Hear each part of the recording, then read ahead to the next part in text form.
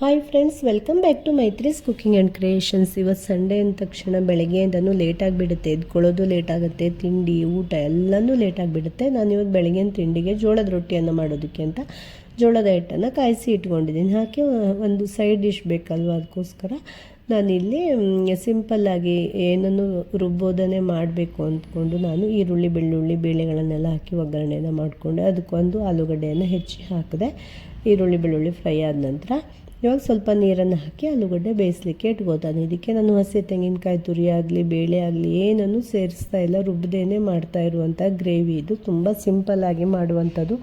ಯಾವತ್ತಾದ್ರೂ ಕೂಡ ಮಳೆಗಾಲದಲ್ಲಿ ಕರೆಂಟ್ ಇಲ್ಲ ಅಥವಾ ಏನೋ ನಮಗೆ ಟೈಮ್ ಇಲ್ಲ ಅಂದಾವಾಗೆಲ್ಲ ಈ ತರಹ ಈ ಗ್ರೇವಿಯನ್ನು ಈಸಿಯಾಗಿ ನಾವು ಮಾಡ್ಕೋಬೋದು.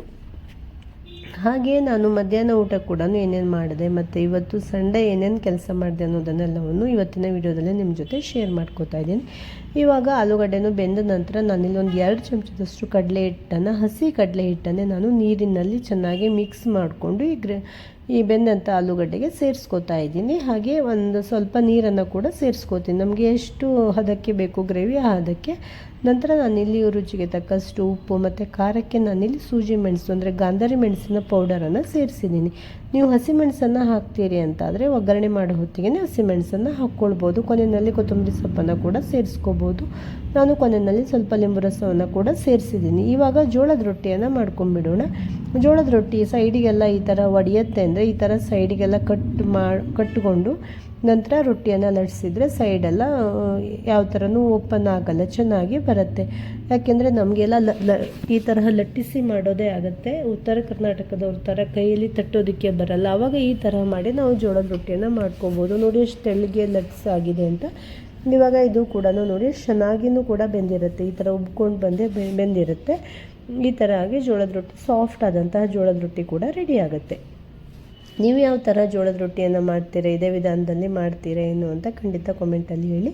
ಹಾಗೆ ಮಧ್ಯಾಹ್ನ ಊಟಕ್ಕೆ ನಾನು ಏನೇನು ಅಡುಗೆ ಮಾಡಿದೆ ಅಂತ ಹೇಳ್ತೀನಿ ನೋಡಿ. ಒಂದು ಬಸಳೆ ಸೊಪ್ಪಿನ ಸಾಂಬಾರನ್ನು ಮಾಡಿದ್ದೀನಿ. ಹಾಗೆ ಎಲವರಿಗೆ ಸೊಪ್ಪಿನ ತಂಬುಳಿ, ಮೊಸರಂತೂ ಇದ್ದೇ ಇರುತ್ತೆ ನೋಡಿ. ಇದು ಮಾವಿನಕಾಯಿಯ ನೀರ್ಗೊಜ್ಜು ಥರ ನಾನು ಮಾಡಿ ಇಟ್ಕೊಂಡಿರ್ತೀನಿ, ಯಾಕೆಂದರೆ ಯಾವತ್ತಾದರೂ ಅರ್ಜೆಂಟಲ್ಲಿ ಅಡುಗೆ ಮಾಡೋದಕ್ಕೆ ಆಗಿಲ್ಲ ಅಂದರೆ ಆಗುತ್ತೆ ಅಂತ. ಇದು ನೋಡಿ ಹಸಿ ಶೇಂಗಾ ಮತ್ತು ಸೌತೆಕಾಯಿ ಈರುಳ್ಳಿಯಲ್ಲಿ ಹಾಕಿದ ಕೋಸಂಬರಿ. ಇದನ್ನು ನಾನು ಉಪ್ಪು ಬೆಲ್ಲ ಮತ್ತು ಖಾರವನ್ನೆಲ್ಲ ಹಾಕಿ ಕುದಿಸಿ ಇಟ್ಕೊಂಡಿರ್ತೀನಿ.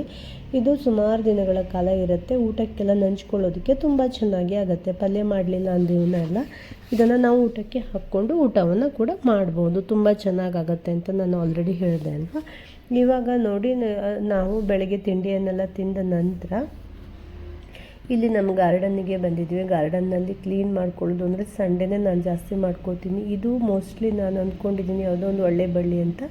ನನ್ನ ಮಗಳೆಲ್ಲ ಹೇಳಿದ್ಲು ಫ್ಯಾಷನ್ ಫ್ರೂಟ್ ಇರ್ಬೋದು ಅಂತ. ಅದಕ್ಕೋಸ್ಕರ ಬಳ್ಳಿಯನ್ನು ಹಾಗೆ ಇಟ್ಟೆ. ನಾನು ಹಿಂದಿನ ವಾರ ನಿಮಗೆ ತೋರಿಸಿದ್ದೆ ನಮ್ಮ ಗಾರ್ಡನ್ನಲ್ಲಿ ಯಾವ ತರಹ ಆಗಿತ್ತು ಅಂತ. ಬಳ್ಳಿಗಳೆಲ್ಲ ಹಬ್ಕೊಂಡು ತುಂಬ ಗಲೀಜಾಗಿಬಿಟ್ಟಿತ್ತು. ಅದನ್ನೆಲ್ಲವನ್ನೂ ಕ್ಲೀನ್ ಮಾಡ್ಕೊಂಡ್ವಿ. ನಂತರ ಇನ್ನೂ ಕ್ಲೀನಿಂಗ್ ಕೆಲಸ ಇದೆ. ದಾಸವಾಳ ಗಿಡ ಎಲ್ಲ ಕಟ್ ಮಾಡಿದ್ದು ನೋಡಿ. ಇದು ಎಲವರ್ಗಿ ಗಿಡಕ್ಕೆ ನೋಡಿ ಈ ಥರ ಹಸಿರಾದಂಥ ಹುಳಗಳು ಹಿಡ್ಕೊಳ್ಳುತ್ತೆ. ಇದು ಮಳೆಗಾಲ ಟೈಮಲ್ಲಿ ತುಂಬಾ ಹುಳಗಳು ಬರುತ್ತೆ. ಈ ಥರ ಹುಳಗಳು ಬಂದರೆ ಒಂದೇ ದಿನಕ್ಕೆ ಎಲೆಗಳನ್ನೆಲ್ಲ ಫುಲ್ ತಿಂದು ಹಾಕಿಬಿಡುತ್ತೆ.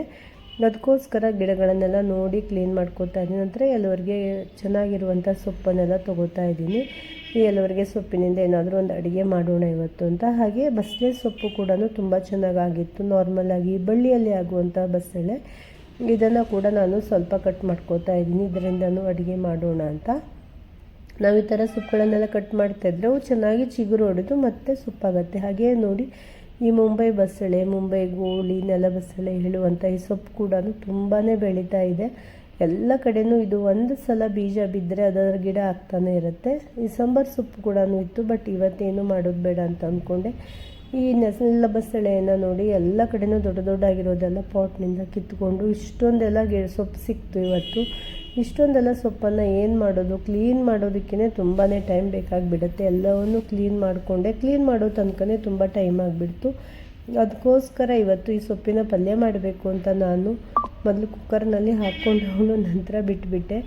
ಇವತ್ತು ಲೇಟ್ ಆಗಿಬಿಡುತ್ತೆ ಇದನ್ನು ಮತ್ತೆ ಸಣ್ಣದಾಗಿ ಹೆಚ್ಚುತ್ತಾ ಇದ್ದರೆ ಅಂತ. ನಾಳಿನ ವಿಡಿಯೋದಲ್ಲಿ ನಾನು ಇದರ ಯಾವ ರೆಸಿಪಿ ಮಾಡಿದ್ದೀನಿ ಅಂತ ನಿಮ್ಮ ಜೊತೆ ಶೇರ್ ಮಾಡ್ಕೋತೀನಿ. ಮುಂಬೈ ಬಸ್ಸಲ್ಲಿ ಅಥವಾ ಮುಂಬೈ ಗೋಳಿಗೆ ಟೈಮ್ನಲ್ಲಿ ಎಲ್ಲ ಕಡೆ ತುಂಬ ಆಗುತ್ತೆ ಅಲ್ವಾ. ನೀವು ಕೂಡ ಆ ರೆಸಿಪಿಯನ್ನು ಟ್ರೈ ಮಾಡ್ಬೋದು. ಇವಾಗ ಈ ಸೊಪ್ಪನ್ನೆಲ್ಲವನ್ನು ಕ್ಲೀನ್ ಮಾಡಿ ಚೆನ್ನಾಗಿ ಉಪ್ಪು ನೀರಿನಲ್ಲಿ ತೊಳ್ಕೊಳ್ಳೋದ್ರೆ ಈ ತೊಳ್ಕೊಳ್ಳೋದನ್ನು ತುಂಬ ಚೆನ್ನಾಗಿ ಕ್ಲೀನ್ ಮಾಡಿ ತೊಳ್ಕೊಳ್ಬೇಕು, ಮಳೆಗಾಲದ ಸೊಪ್ಪಾಗಿರೋದ್ರಿಂದ. ಇವಾಗ ನಾನಿಲ್ಲಿ ಮೊದಲು ಅನ್ನಕ್ಕೆ ಇಟ್ಕೊಂಡ್ಬಿಟ್ಟೆ. ಅನ್ನ ಆದರೆ ನಾವು ಈ ಕೆಂಪಕ್ಕಿಯನ್ನು ಅನ್ನ ಊಟ ಮಾಡೋದ್ರಿಂದ ತುಂಬ ಜಾಸ್ತಿ ಹೊತ್ತು ಬೇಕಾಗತ್ತೆ ಇದು ಬೇಯೋದಕ್ಕೆ ಅಂತ. ನಂತರ ನೋಡಿ, ನಾನು ಹೇಳಿದೆ ಅಲ್ವಾ ಮುಂಬೈ ಬಸಳೆ ಬೇಯಲಿಕ್ಕೆ ಇಟ್ಟವಳು, ಮತ್ತು ಇವತ್ತು ಆಗಲ್ಲ ಅಂತ ಬಿಟ್ಬಿಟ್ಟೆ, ಲೇಟ್ ಆಯಿತು ಅಂತ. ಇವಾಗ ನಾನು ನಾರ್ಮಲ್ ಬಸಳೆ ಇರುತ್ತಲ್ವ, ಬಳ್ಳಿಯಲ್ಲೇ ಆಗುವಂಥ ಬಸಳೆ, ಆ ಬಸಳೆ ಸೊಪ್ಪು ಮತ್ತು ಸ್ವಲ್ಪ ಈರುಳ್ಳಿಯನ್ನೆಲ್ಲವನ್ನು ನಾನು ಕಟ್ ಮಾಡಿ ಬೇಯಿಸಲಿಕ್ಕೆ ಇಟ್ಕೊಂಡಿದ್ದೀನಿ. ಹಾಗೆ ರುಚಿಗೆ ಸ್ವಲ್ಪ ಬೆಲ್ಲನೂ ನಾನು ಹಾಕ್ತೀನಿ. ಸೊಪ್ಪಿನ ಸಾಂಬಾರುಗಳಿಗೆಲ್ಲ ಸ್ವಲ್ಪ ಬೆಲ್ಲವನ್ನು ಹಾಕಿದರೆ ರುಚಿ ಕೂಡ ಚೆನ್ನಾಗಿರುತ್ತೆ, ಮತ್ತು ಸೊಪ್ಪಿನ ಬಣ್ಣ ಕೂಡ ಹಸಿರಾಗೇ ಇರುತ್ತೆ. ನಂತರ ನೋಡಿ, ಎಲ್ಲರಿಗೆ ಸೊಪ್ಪನ್ನು ಕೂಡ ಕ್ಲೀನ್ ಮಾಡಿ ಇಟ್ಕೊಂಡೆ, ಮತ್ತು ಎಳೆಯದಾದಂಥ ಸೌತೆಕಾಯಿ ಇತ್ತು, ಸೌತೆಕಾಯಿ ಮತ್ತು ಈರುಳ್ಳಿಯನ್ನು ನಾನು ಕೂಡ ಹೆಚ್ಕೊಂಡೆ. ಇದು ಶೇಂಗಾ ಜೊತೆಗೆ ಇದನ್ನೆಲ್ಲ ಹಾಕಿ ಕೋಸಂಬರಿ ಮಾಡೋದಕ್ಕೆ ಅಂತ. ನೋಡಿ, ಸೊಪ್ಪಿನ ನಾರನ್ನೆಲ್ಲವನ್ನು ಕ್ಲೀನ್ ಮಾಡಿ ತೆಕ್ಕೊಂಡಾಗ ಒಂದೆರಡು ನಾರು ಇದ್ದು ಬಿಡುತ್ತೆ ಎಲ್ಲದನ್ನು. ಇವಾಗ ನೋಡಿ, ನಾನು ಎಲ್ಲರಿಗೆ ಸೊಪ್ಪನ್ನು 1 ಚಮಚ ತುಪ್ಪದಲ್ಲಿ ಹಾಕಿ ಫ್ರೈ ಮಾಡ್ಕೊತಾ ಇದ್ದೀನಿ. ಈ ಸೊಪ್ಪನ್ನು ಚೆನ್ನಾಗಿ ಫ್ರೈ ಮಾಡ್ಕೊಳ್ಬೇಕು, ಹಸಿ ವಾಸನೆ ಇರಲೇಬಾರ್ದು. ನಂತರ ಸ್ವಲ್ಪ ಎಳ್ಳು ಮತ್ತು 1-2 ಕಾಳು ಮೆಣಸನ್ನು ಕೂಡ ಇದರ ಜೊತೆ ನಾನು ಸೇರಿಸಿ ಇದನ್ನು ಹುರ್ಕೋತೀನಿ. ಇವಾಗ ನೋಡಿ, ಈ ಸೊಪ್ಪು ಕೂಡ ಬೆಂದಿದೆ. ಇದಕ್ಕೆ ನಾನು ಒಂದು ಸ್ವಲ್ಪ ಬೆಂದಿರುವಂಥ ಹೆಸರುಬೇಳೆಯನ್ನು ಕೂಡ ಸೇರಿಸಿದೆ. ಇವತ್ತು ಹೆಸರುಬೇಳೆಯನ್ನು ಹಾಕಿಬಿಟ್ಟೆ, ಯಾಕೆಂದರೆ ಬೇಗ ಬೇಯುತ್ತೆ ಹೆಸರುಬೇಳೆ ಅಂತ. ನನಗೆ ಲೇಟ್ ಆಗಿತ್ತಲ್ವ ಇವತ್ತು, ಮೇಲೆಲ್ಲ ಟೆರೆಸೆಲ್ಲ ಕ್ಲೀನ್ ಮಾಡ್ಕೊಂಡು ಬರೋ ತನಕ, ಅದಕ್ಕೋಸ್ಕರ. ಹಾಗೆ ನಾನಿಲ್ಲಿ ಇವಾಗ ಮಿಕ್ಸರ್ ಜಾರಿಗೆ ಒಂದು ಸ್ವಲ್ಪ ಹಸಿ ತೆಂಗಿನಕಾಯಿ ತುರಿಯನ್ನು ಹಾಕಿ ಇದು ನಾನು ಮೊದಲೇ ಹುರಿದಂತಹ ಎಲ್ಲವರೆಗೆ ಸೊಪ್ಪನ್ನು ಹಾಕಿ ರುಬ್ಕೊಂಡೆ. ನಂತರ ಸ್ವಲ್ಪ ಮೊಸರನ್ನು ಕೂಡ ಹಾಕಿ ನುಣ್ಣಗೆ ರುಬ್ಕೊಂಡೆ. ಇದು ಇವಾಗ ನಾನು ಮಾಡಿರುವಂಥ ತಂಬುಳಿ ರೆಡಿ ಆಯಿತು. ಅದಕ್ಕೆ ಉಪ್ಪನ್ನು ಹಾಕಿದರೆ ಆಯಿತು. ಹಾಗೆಯೇ ಮತ್ತೆ ಮಿಕ್ಸಿ ಜಾರ್ಗೆ ಸಾಂಬಾರು ಪೌಡರ್ ಮತ್ತು ಹುಣಸೆ ಹಣ್ಣು, ಹಸಿ ತೆಂಗಿನಕಾಯಿ ತುರಿಯನ್ನು ಹಾಕಿ ರುಬ್ಕೊಂಡು ಸಾಂಬಾರಿಗೆ ಕೂಡ ಸೇರಿಸ್ಕೊಂಡೆ. ಇವಾಗ ಸೊಪ್ಪಿನ ಸಾಂಬಾರು ಕೂಡ ರೆಡಿ ಆಯಿತು. ಸಾಂಬಾರು ರೆಡಿ ಆಯಿತು, ತಂಬುಳಿ ಕೂಡ ರೆಡಿ ಆಯಿತು. ಆಮೇಲೆ ಇವತ್ತೇನು ಪಲ್ಯವನ್ನು ಮಾಡಿಲ್ಲ, ಅದಕ್ಕೋಸ್ಕರ ಸಲಾಡಿಗೆ ಅಂತ ನಾನಿಲ್ಲಿ ನೆನೆಸಿದಂತಹ ಶೇಂಗಾವನ್ನು ಚೆನ್ನಾಗಿ ಬೇಯಿಸ್ಕೊಂಡಿದ್ದೆ.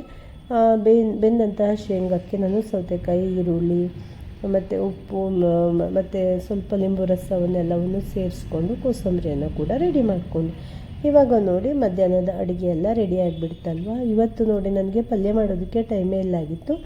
ಈ ಮಾವಿನ ಹಣ್ಣಿನ ನೀರುಗೊಜ್ಜು ರೆಡಿ ಆಗಿರುತ್ತಲ್ವ, ಅದಕ್ಕೋಸ್ಕರ ನಮಗೇನು ಅನಿಸಿಲ್ಲ. ಯಾಕೆಂದರೆ ಸೈಡ್ಗೆ ಏನಾದರೂ ಈ ಥರ ಇದ್ದರೆ ಅಲ್ವ ನಮಗೆ ಊಟ ರುಚಿಸೋದು, ಇಲ್ಲ ಅಂದರೆ ಊಟ ಎಲ್ಲ ಸಪ್ಪೆ ಸಪ್ಪೆ ಆಗಿಬಿಡುತ್ತೆ. ಅದಕ್ಕೋಸ್ಕರ ಈ ಥರ ಏನಾದರೂ ಬೇಕೇ ಆಗುತ್ತೆ. ಅದಕ್ಕೋಸ್ಕರ ನಾನು ಈ ತರಹ ರೆಡಿ ಮಾಡಿ ಇಟ್ಕೊಂಡಿರ್ತೀನಿ. ನಂತರ ಯಾವತ್ತಾದ್ರು ಅರ್ಜೆಂಟ್ ಇದ್ದಾವಾಗೆಲ್ಲ ಅದನ್ನೇ ಹಾಕ್ಕೊಂಡು ಊಟ ಮಾಡಿಬಿಡೋದು. ನಿಮಗೂ ಕೂಡ ಈ ವಿಡಿಯೋ ಇಷ್ಟ ಆಯಿತು ಅಂತ ಅಂದ್ಕೊತಾ ಇದ್ದೀನಿ. ಬಾಯ್ ಬಾಯ್ ಫ್ರೆಂಡ್ಸ್.